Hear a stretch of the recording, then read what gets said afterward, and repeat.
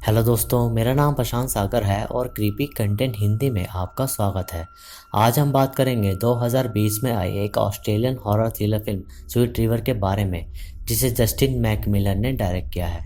IMDb पर इसकी rating है 5.2 स्टार्स आउट ऑफ 10 और इस मूवी की कहानी अच्छी है तो आप इस वीडियो को एंड तक ज़रूर देखना। मेरी लास्ट वीडियो को देखना ना भूलें, लिंक डिस्क्रिप्शन में अवेलेबल है। और चैनल को सब्सक्राइब करके बेल नोटिफिकेशन को ऑन कर दें फर्दर वीडियोस की नोटिफिकेशन के लिए। इंस्टाग्राम पर मुझे फॉलो करें, उसका लिंक भी डिस्क्रिप्शन में अवेलेबल है। तो चलिए अब चलते हैं इसकी स्टोरी की तरफ।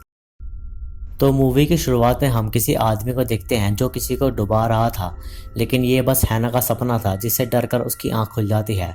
और हम देखते हैं कि रिसेंटली ही उसने अपने बेटे को एक बस एक्सीडेंट के चलते खोया है, जिससे वो काफ़ी दुखी रहती थी। लेकिन उसे अभी तक अपने बेटे की डेड बॉडी नहीं मिली, इसलिए उसे ढूंढने के लिए हैना को एक्सीडेंट स्पॉट पर जाना था। फिर हम जेम्स नामक आदमी को देखते हैं जो एक बार से ड्रिंक करके अपने घर की ओर जाता है और रास्ते में उसके आगे कोई लड़की आ जाती है जो दिखने में एक घोस्ट जैसी थी और उससे जेम्स की कार खराब हो जाती है। तभी जेम्स उस लड़की को देखने के लिए कार से बाहर निकलता है और वो एक टॉर्च का यूज करता है जिसकी लाइट रेड थी। और तभी उसे किसी के चीखने की आवाज आती है और कोई इनविजिबल फोर्स उसे गन्नों के खेत में खींचकर मार देती है और उसे नदी में डुबा देती है।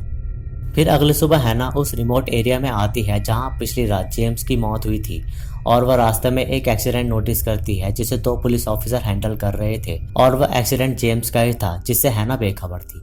हैना यहाँ इसलिए आती है क्योंकि यहाँ उसके बेटे का बस एक्सीडेंट हुआ था जिसमें काफ़ी बच्चे मर गए थे, लेकिन सबकी डेड बॉडीज तो मिल गई सिवाय हैना के बेटे जॉय की। इसलिए वह अपने बेटे की डेड बॉडी वहाँ ढूंढने आई थी। उसके बाद वो जॉन और एली से मिलती है जिनके घर में उसे कुछ दिन रेंट पर रहना था। लेकिन इस बात से एली ज़्यादा खुश नहीं थी क्योंकि उसको किसी का आना पसंद नहीं था और बस एक्सीडेंट में उनकी बेटी वॉयलेट की भी डेथ हुई थी, इसलिए वो अक्सर दुखी रहती थी। उसके बाद वो ऑफिसर जॉन को बुलाते हैं और हम देखते हैं कि जॉन को एक पैर में कुछ दिक्कत है। फिर वो ऑफिसर उसे बताते हैं कि उन्हें जेम्स की बॉडी मिली है जो जॉन का पड़ोसी था और उसी की प्रॉपर्टी में हैना रहने आई थी। फिर उस रात हैना उसी चीख को सुनती है जिसे जेम्स ने सुना था और जब वो बाहर देखती है तो उसे खेतों के पीछे काफ़ी रेड लाइट दिखती है और यहाँ लोग रेड लाइट का इतना यूज़ क्यों कर रहे थे वो आपको आगे पता चलेगा। अगली सुबह जॉगिंग करते वक्त हैना कुछ पत्थरों को स्पाइरल शेप में नोटिस करती है और वहाँ किसी की बाइसाइकिल भी पड़ी थी। और घर जाकर वो न्यूज़पेपर में उसी बस एक्सीडेंट की न्यूज़ देखती है जिसमें उसके बेटे जॉय का भी नाम था और ये देखकर हैना काफ़ी रोती है। उसके बाद हैना रिलैक्स करने के लिए पास के ही बार में जाती है और वहाँ उसे गांव के लोग अजीब तरह से देखते हैं। फिर हैना किसी आदमी को वहाँ बैठा देखती है जो थोड़ा घबराया हुआ था और ड्रिंक करके हैना अपने बॉयफ्रेंड से बात कर ही रही थी कि तभी जॉन उसे रात के डिनर के लिए इनवाइट करने आ जाता है। उस रात हैना उनके यहाँ डिनर करने आती है और एली सबके लिए डिनर बनाती है, लेकिन तभी हैना उनसे उनकी बेटी के बारे में पूछती है तो जॉन उसे बताता है कि वो भी उस बस एक्सीडेंट में मर गई। और इस बात से एली नाराज़ हो जाती है क्योंकि वो ये बात एक्सेप्ट नहीं कर पा रही थी कि उनकी बेटी वॉयलेट अब इस दुनिया में नहीं है। फिर हैना जॉन से पूछती है कि खेतों के अंदर रेड लाइट क्यों लगाई हुई है तो जॉन उसे कहता है कि ये उन बच्चों के मेमोरियल के लिए है जो उस बस एक्सीडेंट में मर गए। फिर किसी पुरानी प्रॉपर्टी में जाती है ताकि वो देख सके कि वहाँ उसके बेटे की डेड बॉडी है कि नहीं। लेकिन तभी वहाँ वही ऑफिसर आ जाता है जिससे हैना पूछती है कि उसने उसके बेटे को ढूंढना क्यों रोक दिया। तो वो ऑफिसर उसे बताता है कि उसने पूरा टाउन छान मारा लेकिन वो उसे कहीं नहीं मिला। और साथ साथ वो हैना को ये सजेस्ट करता है कि वो जॉय को ढूंढना बंद करे क्योंकि ये टाउन उसके लिए सेफ नहीं है। लेकिन हैना उसकी बात पर कोई रिस्पॉन्स नहीं करती। उस रात जॉन की आंख खुलती है तो वो देखता है कि एली उसके पास नहीं है, इसलिए वो उसे ढूंढने निकलता है और वो जानता था कि वो कहाँ गई होगी। फिर जॉन को एली गन्नों के खेत में स्लीप वॉकिंग करते मिलती है जिसे वो घर ले जाता है और तभी हम उनके पीछे कुछ बच्चों को जाते हुए देखते हैं। दूसरी तरफ हैना को फिर से वही चीखें सुनाई देती है और बाहर से कोई लड़का उसे देख रहा होता है। अगली सुबह जॉगिंग करते वक्त हैना को कुछ बच्चे दिखते हैं जो वहां से भाग जाते हैं, लेकिन तभी वहां एली आ जाती है और वह हैना को समझाने की कोशिश करती है कि वो बच्चे मर चुके हैं, लेकिन हैना ठीक से नहीं समझ पाती।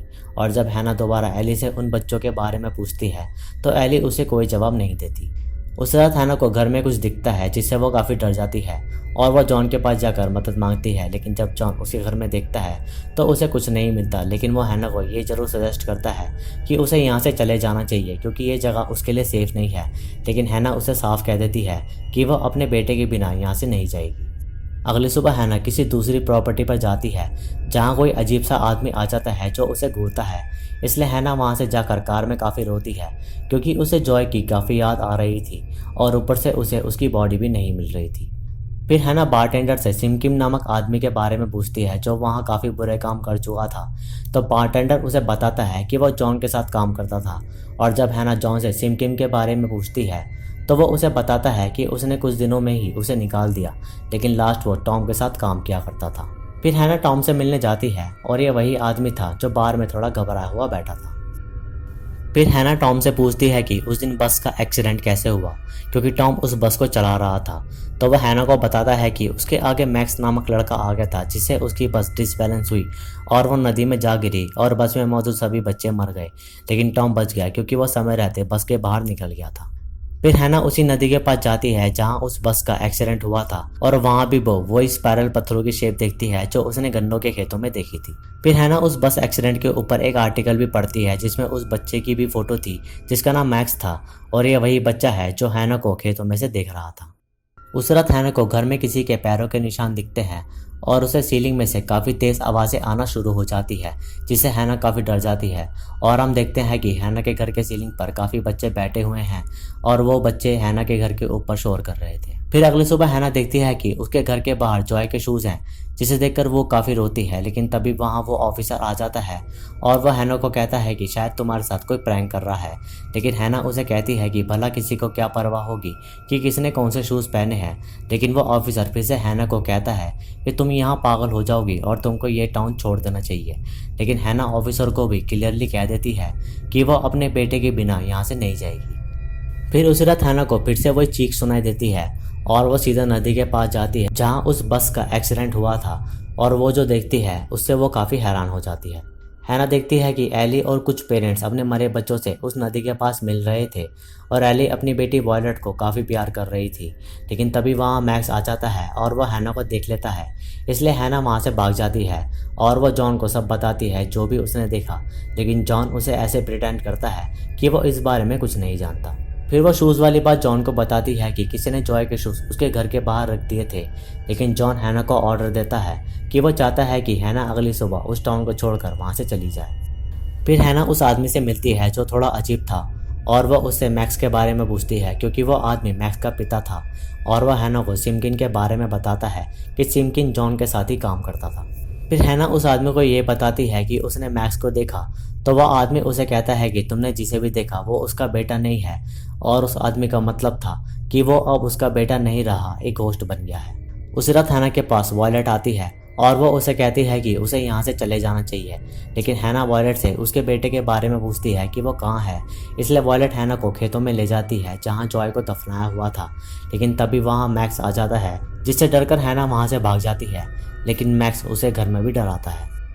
अगले दिन सिमकिन का एक दोस्त हैना से मिलता है और वो उसे बताता है कि उसकी बहन भी उस वक्त उस बस में थी, लेकिन वो अब नहीं रही और वह चाहता है कि हैना उन बच्चों से दूर रहे क्योंकि वो उनको परेशान कर रही है, इसलिए वो हैना को परेशान करने लगता है।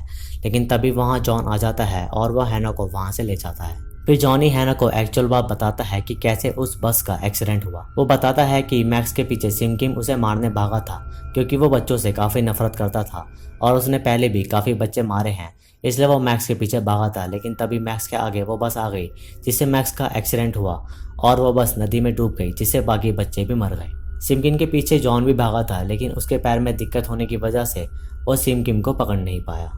तभी हैना जॉन को कहती है कि उन्हें वो खेत जला देना चाहिए क्योंकि उन बच्चों को मुक्त होना ज़रूरी है। लेकिन पहले तो जॉन हैना की बात नहीं मानता, लेकिन जब हैना उसे बताती है कि वॉयलेट भी मुक्त होना चाहती है तो वो उस खेत को जलाने के लिए मान जाता है। फिर थोड़ी देर बाद जॉन स्टोर रूम में गिरकर बेहोश हो जाता है और अब हैना नहीं रुकती और वह खेतों को जलाने निकल जाती है क्योंकि वो जब तक इन खेतों को नहीं जलाएगी तो वो बच्चे मुक्त नहीं होंगे। उसके बाद हैना खेतों को जला देती है और वो सभी बच्चे मुक्त हो जाते हैं। और ये देखकर एली को अच्छा नहीं लगता क्योंकि वो नहीं चाहती थी कि वॉयलेट उसे छोड़कर जाए। और तभी हम फ्लैशबैक में सिम किम को देखते हैं जो हैना के बेटे जॉय को डुबा रहा था और ये सब टॉम होते हुए देखता है। फिर अगली सुबह हैना जॉय की डेड बॉडी ऑफिसर से निकलवाती है और वह बॉडी वहीं थी जहां वॉयलेट ने उसे बताया था। और ये देखकर हैना काफ़ी रोती है क्योंकि वो जिस काम के लिए वहां आई थी वो उसे मिल गया था। फिर एली हैना को विदा करती है और हैना उसे घर की किस देकर वहां से चली जाती है और ये मूवी यहीं ख़त्म हो जाती है। इस टाउन में सभी लोगों को पता था कि उनके बच्चे खेतों में उन्हें मिलेंगे, क्योंकि वो अब तक मुक्त नहीं हुए थे। इसलिए सभी पेरेंट्स अपने बच्चों से कभी कभी मिला करते थे, लेकिन उन्हें मुक्त होने की बहुत ज़रूरत थी। इसलिए हैना ने उन खेतों को जलाकर सभी बच्चों को मुक्त कर दिया। उन खेतों के आगे रेड लाइट्स इसलिए लगी थी क्योंकि उन बच्चों की आत्मा रेड लाइट से डरती थी, इसलिए वो टाउन वालों को हार्म न करे, इसलिए वहाँ के लोग रेड लाइट का इस्तेमाल करते थे। सिमकिन के साथ क्या हुआ ये एक्चुअल में हमें नहीं दिखाया गया। क्या पता उसे अरेस्ट कर लिया हो या फिर उसे मार दिया हो, या हो सकता है उसने वो टाउन छोड़ दिया। अगर ये इस मूवी में बताते तो थोड़ा ठीक रहता। आई होप कि आपको ये वीडियो अच्छी लगी होगी। तो दोस्तों ये थी स्वीट रिवर की कहानी। वीडियो अच्छी लगी तो इसे लाइक करें, शेयर करें और कमेंट्स में अपना सुझाव दें। सब्सक्राइब करके बेल आइकन जरूर दबाएं नए वीडियोस की नोटिफिकेशन के लिए। इंस्टाग्राम पर मुझे फॉलो करें, लिंक डिस्क्रिप्शन में अवेलेबल है। बाकी मैं मिलूंगा आपसे अगली वीडियो में, तब तक के लिए नमस्कार।